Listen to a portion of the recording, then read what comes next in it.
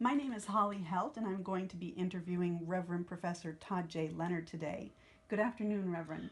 Good afternoon. Thank Why you. don't we begin by telling where this interview is taking place? Absolutely. We're actually in Kyushu, Japan, in the city of Munakata at my university, the University of Teacher Education, Fukuoka, in my office. Wonderful.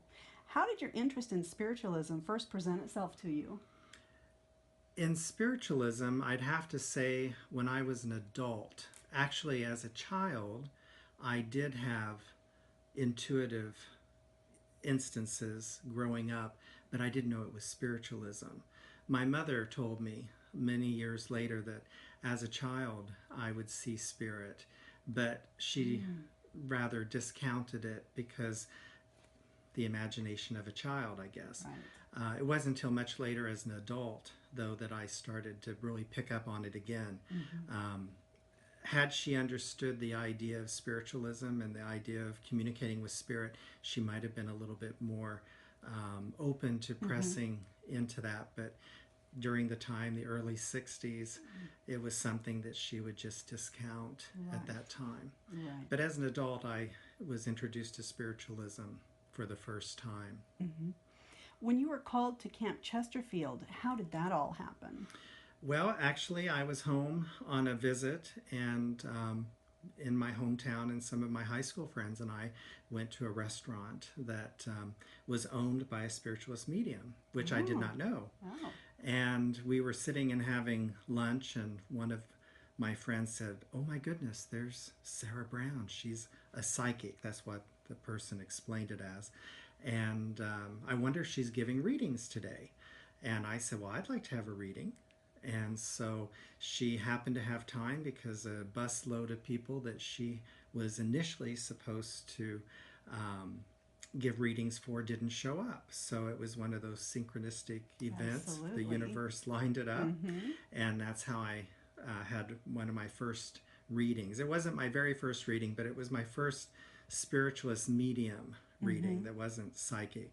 And we were very pleased to have that opportunity, and she um, then told me that I actually was a medium, which Mm-hmm. I knew that, I suspected that, but it was good confirmation to hear it from Absolutely. her. Right. Who is your most influential teacher of spiritualism? That would be the Reverend Sarah Brown, the person I just Right. spoke of. Can you? Actually, she was my mentor, my Mm-hmm. teacher, and ultimately my friend. Mm-hmm. Sadly, she passed away just recently, this past Mm-hmm. last month, actually. But she was the one that really guided me and encouraged me Mm-hmm. to become more involved in the spiritualist movement. And it happened at a time when I was doing my PhD dissertation on a topic dealing with religious history, and I had chosen spiritualism.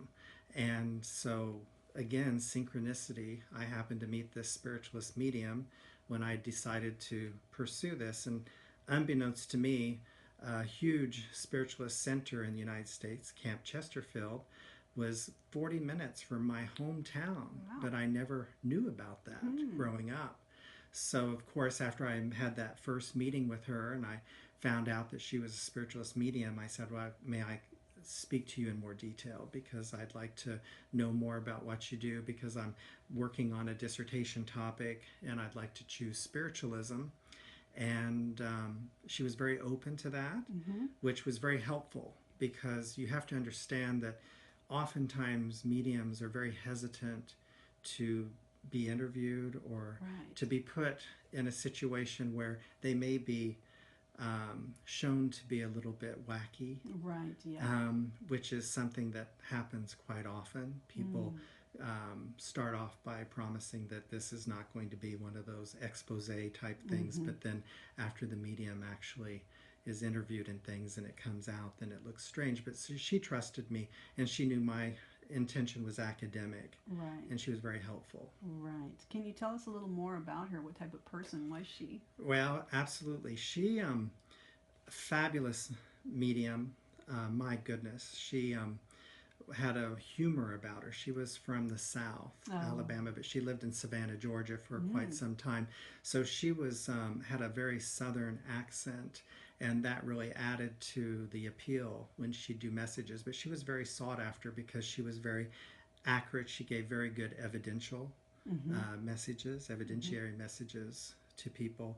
She was able to bring in spirit by name, oftentimes, and she was very well respected. She had a very high level of integrity for the gift, and she never abused the gift, and she was very well respected for that.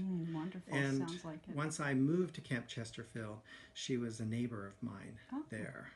But she was my mentor and teacher. She helped develop me, my own mediumship gifts, which basically is channeling. I do channeling through my guide, and my channeling is a little bit different than some of the platform mediumship that a lot of mediums do, but which I can do as well. But I prefer to do the channeling of spirit letters, and she was very influential in encouraging me to pursue that aspect of my mediumship.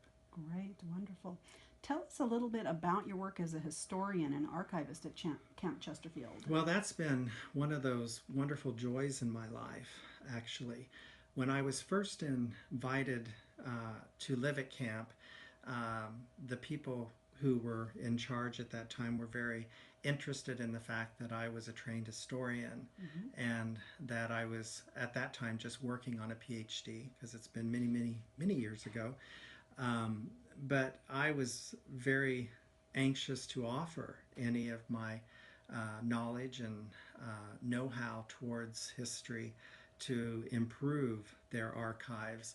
So I was appointed as the camp archivist and historian, and from that time on I've been doing that position, and I do it gladly and happily, because the archives are very valuable in the sense that we have the largest depository of spiritualist history and objects probably in the world. And I'm not saying that just for emphasis, but it is true, actually. The head art gallery and museum, where all of our archives and artifacts are housed, is probably the largest in the world as far as precipitated spirit paintings are concerned. And of course our own association, the Indiana Association of Spiritualists, which is the organization that Camp Chesterfield is the spiritual home of, has all their documents dating back to the 1880s, 1886. Incredible. Wonderful. And unfortunately, some of the items were housed incorrectly. There's a lot of moisture. There's a lot of humidity and things. So they needed to be sorted through and organized in a way that would help protect them as well. So on the little bit of budget and money that's available to do that, and we depend a lot on donations, and I'm very fortunate because there are some people who are wonderful benefactors for the museum who have donated materials and things in order to help us archive better, to make sure that the archives will last beyond our lives, because that's important, because they've been around for over 100 years. So. Wow.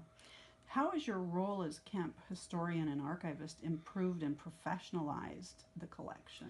Well, one thing that I've been very intent on doing is trying to get grants in order to improve the quality of our collection. And also, I'm very proud of the fact that we were able to get a grant for $14,000, which is quite substantial, to digitize a large portion of our archives. And what that means is that many of our really important documents are available online in a permanent archival collection that's digitized through the Indiana University, Purdue University, Indianapolis IUPUI library system. So whether I'm here or not, all of those things will be around for perpetuity. Right. It's something that will last forever, and it's not something that's dependent upon funds from our association. These will be funded for ever and ever. So in that sense, we were able to photograph a lot of the objects because you're familiar with Indiana, I'm sure, and tornadoes are a huge problem. Yes. Floods are a huge problem. I mean, leaky roofs are a huge problem. So anything that could potentially damage our collection is something that I worry about on a constant basis. But by having everything digitized, that allows for future scholars, future historians, future members, future spiritualists to be able to go back and get some type of an understanding of our history, and to have those, especially for the Indiana Association of Spiritualists. It's very unique and very colorful and very important history for Indiana in general, right, to be available for anyone who would like to have access to it. Wonderful. How is your work broadened to include a study of spiritual phenomenon and mediumship in a more broader sense? Well, certainly having a home at Camp Chesterfield is a blessing that I don't take for granted. I am very appreciative of that on a daily basis. Very few people in the world can say that they live at their church. Right. And besides a pastor who has a parsonage on church property. But fortunately for the history of spiritualism, camps were a very important part of the early movement. And we're very lucky that we still have a functioning camp today. And that's what makes Camp Chesterfield very unique. But regarding mediumship and phenomenon, by all means, living there and being able to interact with such world-class mediums that I do has broadened my perspective and certainly helped develop my skills as a medium. And I also have to mention that Camp Chesterfield probably has the best education program in spiritualism from anywhere. Most spiritualist mediums, of course, it's a mouth-to-ear type of tradition, and it is that way at Camp Chesterfield as well. But there is a seminary, and there are classes, and there are certifications, and students have to follow a certain criteria in order to be certified, and they're expected to do readings, they're expected to do development, they're expected to do message services, all the things that encompass being a spiritualist medium, and if called to do so, to go on to the ministry and to become an ordained spiritualist minister. And that in itself has to have some sort of a calling. And the spiritualist mediums who progress enough and have that calling can go on and do that type of study. And Camp Chesterfield, unlike most other spiritualist organizations that basically have very different criteria, it's very standardized. And that standardization has put us in a class or league in our own. That's unlike most other spiritualist organizations that are now available, whether it's in Europe or Australia, New Zealand, or the United States. Well, you've set the benchmark, haven't you? Yes. And that's I'm very proud of that. Yeah. I'm also on the education committee. I have been on a number of years. I try to teach as much as I can. Living in Japan, it's not easy getting back always, but I have taught a number of classes, and I'm very interested in the education aspect of Camp Chesterfield. And again, I'm a professional educator, so that's an area that I can offer in addition to mediumship and channeling, my experience as a historian and an educator also for the education arm and the archives. So that's two areas that I'm very proud of, that I'm very happy to serve. Sounds like you've had quite a fulfilling role there. What has been your greatest joy at being at Camp Chesterfield? My greatest joy? There's so many, it's hard to put it on one. I would say meeting the people and being taught by some of the most incredible mediums and teachers that I never dreamt that I would ever have the experience of having. I really do have to say that Camp Chesterfield, and because of its education program, it's very rigorous. So some people basically can just put a sign outside their door that says medium, medium in, medium out. But Camp Chesterfield, there is a criteria that has to be followed, and it's rigorous, and I appreciate that. And the people that I've met along the way on this journey have been just incredible. And I have to say that that would probably be one of the greatest joys. And the other is just being able to live on the grounds. It's hard to explain for people who've never visited Camp Chesterfield, but there's a shift that occurs when you walk through those gates. Absolutely. And once you're inside those gates, the energy shifts, it changes.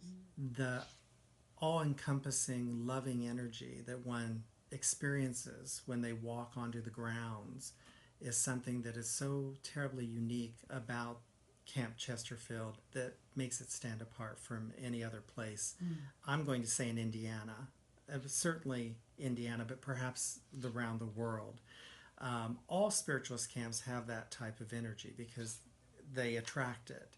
But Camp Chesterfield, having been sacred Native American grounds before becoming a spiritualist camp, adds to that wonderful feeling. Yes. And actually there's an energy vortex on the grounds very near my home. And that energy you can feel. And if you stand in a meditative pose with your legs spread apart, you feel your body start to catch on to that energy, and it starts to pull you in that direction. Phenomenal. In addition, the Camp Chesterfield is wooded. It has a beautiful woods. It's hilly. It has a little valley. And of course, there's lots of different types of landscape architecture that's been done over the years from the very beginning, and that makes it very unique from a historian and preservation's point of view as well. Can anyone come to the grounds? Absolutely. It's open to the public. There is a gate, but people can just drive in and park their car and just walk the grounds. Wonderful. So. Sounds wonderful. What changes have you seen at camp over the years that you've been there? Well, I've been going to camp for well over 20 years. I've had a home there for, since 2005. And there have been great changes. Now, generally speaking, one of the changes that has occurred across the country is a decrease in attendance for churches, except for the mega churches, it seems like. And many congregations are struggling a little bit. But what I've seen recently is now an upsurge once again. Traditionally and historically, spiritualism has always been very popular and sought after World Wars. And that's when people need closure. They need that connection to a loved one who might have been killed in war. So after the Civil War, for instance, in the 1860s, and World War I in the teens, and then, of course, World War II, and even the Vietnam War, you see an upsurge in people's interests in spiritualism because they're seeking out mediums to connect with those loved ones who they've lost. So in that sense, spiritualism is going to always be needed, I think, because the human condition is such that we would like to have that type of connection to those who we loved on the earth plane after they transition into spirit. Spiritualism in general is changing, I think. It's modernizing. I think that social media has been a very huge boost to reaching out. Now, we're not a missionary religion. We're not an evangelical religion. People who are supposed to come to spiritualism do so on their own, whether that's hearing from someone, finding it on their own, or just seeking the answers to their questions. The other thing that I'm very attracted to spiritualism is how it seeks the truths from all religions. Yes. So on Camp Chesterfield, and I kid you not, we have people from all religious backgrounds that come together and commune with spirit. That's wonderful. It is. It really is, because you, of course, have your Christian spiritualists, which the majority, because naturally most people in the United States were raised Christian of some sort, whether it's Catholic or whatever, but they can come to camp and they can practice their own form of spirituality without any type of judgment. As long as you're seeking the truth, you're able to be a spiritualist. So spiritualism can go in tandem with any type of belief system. In fact, we had a long-time Episcopalian priest who had a home on Camp Chester. He's now in spirit. And his wife, a Jewish mystic, and a Catholic nun, Sister Leona. So we've had a Methodist minister who participated in a lot of our activities. We've had Native Americans. We have Buddhists. We have Hindu belief. Wow. And also we have, of course, Muslims who have come to the campgrounds. So in that sense, I think that's one of our greatest assets, is the fact that we can accept the truths from all religious traditions. And in fact, we have what we call the Trail of Religions. And the Trail of Religions have busts from all the major religions and belief systems throughout the world. And that's very unique in the world, and Camp Chesterfield has that. And so how do you think the study of spiritualism is relevant to people now? I mean, is there a particular aspect that you want to talk about? I think it's more relevant today perhaps than it has been in the past. The world is a bit chaotic, and I think that people are searching for some sort of personal spirituality, some type of personal belief system that they can make sense of everything around them, because it's very hard. And I remember once my teacher, Sarah, Reverend Sarah Brown, told me, I asked her the question, I said, why do bad things happen to good people? And she said, well, it's not for us to really judge on the earth plane. But if you think of heaven, and we don't believe in heaven and hell. I don't know if you are familiar with that, but spiritualists believe that heaven and hell are conditions, not locations. Yes. And as humans, we can create some pretty dandy hells for ourselves here on earth. We don't need much help. And also we can create some wonderful, luxurious heavens as well. We have that potential for both. But she said, if you think of heaven as a tapestry, and as humans, we look up to the heaven and see a crisscross mishmash of threads that seemingly make absolutely no sense.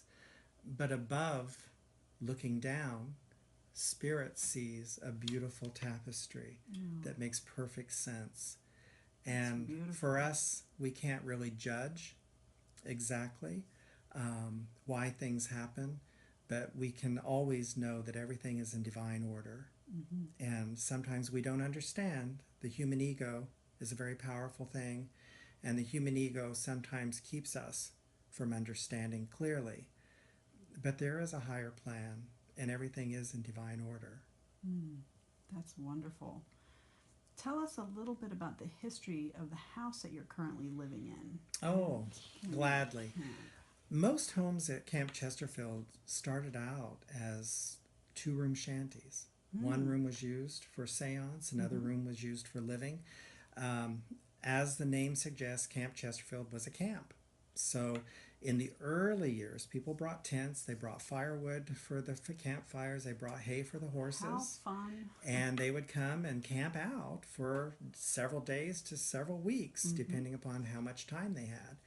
And little by little, mediums began to erect tents, maybe with a wooden floor. And the next season, the wooden floor would have walls until they made an actual abode. So we call them shanties. Now we call them cottages. They're much more quaint. They're very beautiful now. But in the early days, they were just very rustic looking. And in that sense, Camp Chesterfield was able to develop over the past 130 years in that way. Wonderful. What was the question again? Because I think I got... Tell us a little bit about the history of the house. History of my house. Thank you. So my house actually was a 2-room shanty that was built up and built out. And that's, I guess, where I was going with that. Most of the homes at Camp Chesterfield tend to be either very long and narrow or short and stout. And that's because they're built foundation upon foundation. So a first floor takes on a second floor. Another medium's cottage might be moved and attached. Okay. So the shapes of the homes are very unusual at Camp Chesterfield, and mine is no different. But the main aspect of my house is that the world-renowned Bang sisters once summered at Camp Chesterfield, and they lived in my home. And what they did was they were precipitation artists, and that means that they would take a canvas and they would put a basket of pastels or paints or whatever, and then they would sit in meditation. They would cover the canvas to make a cabinet. And spiritualism, in order to do this work, oftentimes you need that closeness of energy, so the energy can be contained. Yes. So they would cover the canvas in the front living room of my home, and then they would sit in meditation, one on each side. And when they took the cover off, then there would be a portrait. Oh. And the person sitting there would recognize who the person was, and it's a loved one of the person. And their gift was so unusual and so unique that they were eventually able to have full light precipitated seances in the daylight on our front porch, actually, of the house. That's astounding. And people would be able to sit in the yard and say, oh, look, I see eyes, and oh, is that an ear? And oh, look, the hair is coming. And they would see, and we have affidavits of people that wrote actual signed affidavits about the precipitated art that they witnessed at the cathedral, at the chapel in the woods, and at their home. And the head art gallery and museum at Camp Chesterfield has the largest collection of precipitated portraits in the world.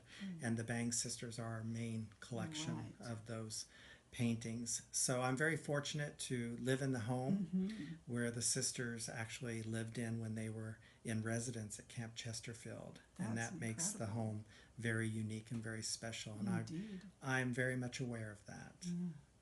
Tell us a little bit about the Digital Archive Project, how that came about, and any of the other developments in the historical preservation of the camp's history. It's exciting to think about what the future holds as well, because when I first started as the camp historian and archivist, digitization was in the very early stages, if it had even been invented, I'm not sure. So just being able to incorporate that type of modernization into our religion, into our association, has been very exciting. The digitization project came about when I was contacted by a person from the Indiana Landmarks who are very concerned with preservation of buildings and preservation of documents, and mentioned that there was this project that was possible for Camp Chesterfield to receive a grant for. And we applied for it, and we got it, and then we were able to digitize the lion's share of our materials. Now we have more to do, and that's part of that was phase one. I think we have probably 2 or 3 phases of that project that we want to do, but we did get a huge amount of our materials digitized, which has been absolutely fantastic. Because not only does it help us, our members, our mediums, but it's also wonderful for any type of researcher, scholar, or academic who needs information.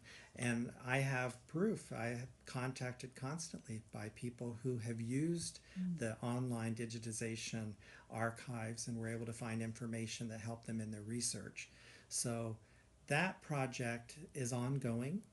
And the metadata is something that we're going to be working on, putting names and faces. For instance, the hotel ledgers were all digitized, but individually names. If you'd go and try to put in someone's name, for instance, someone said, oh, my Aunt Bertie came to Camp Chesterfield in the 1920s.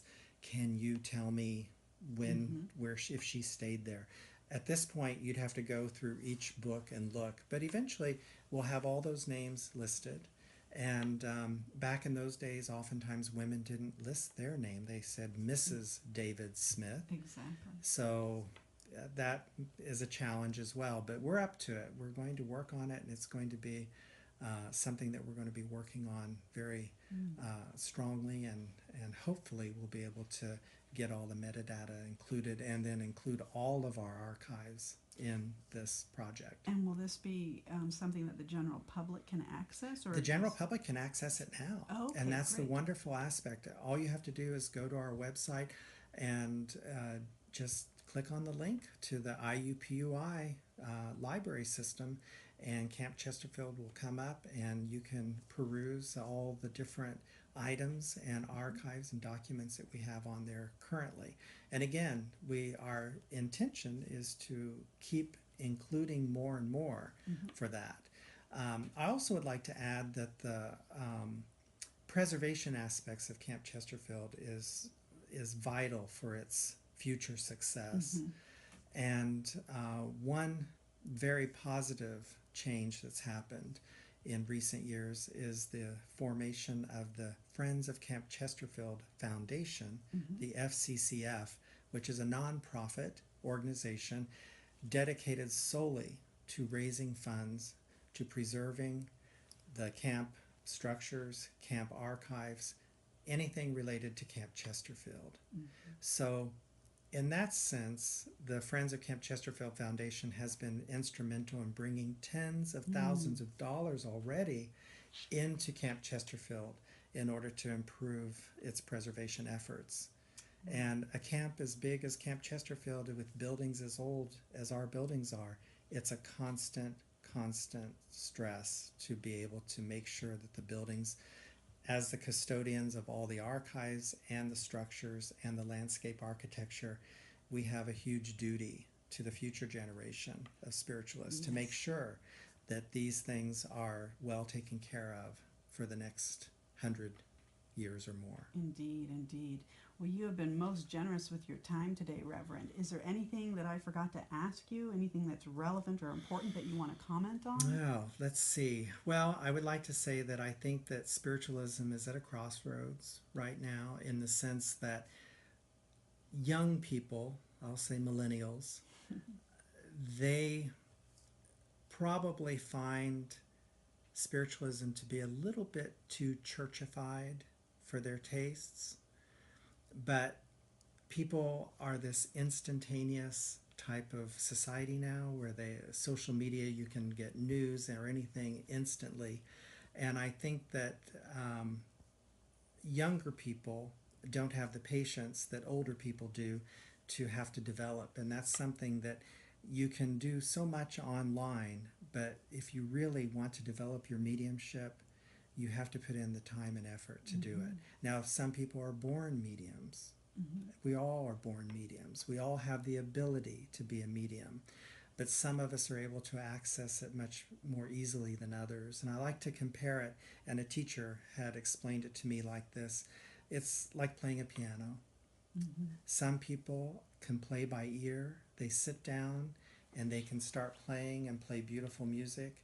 Other people have to study and practice and practice. And the same with mediumship and development.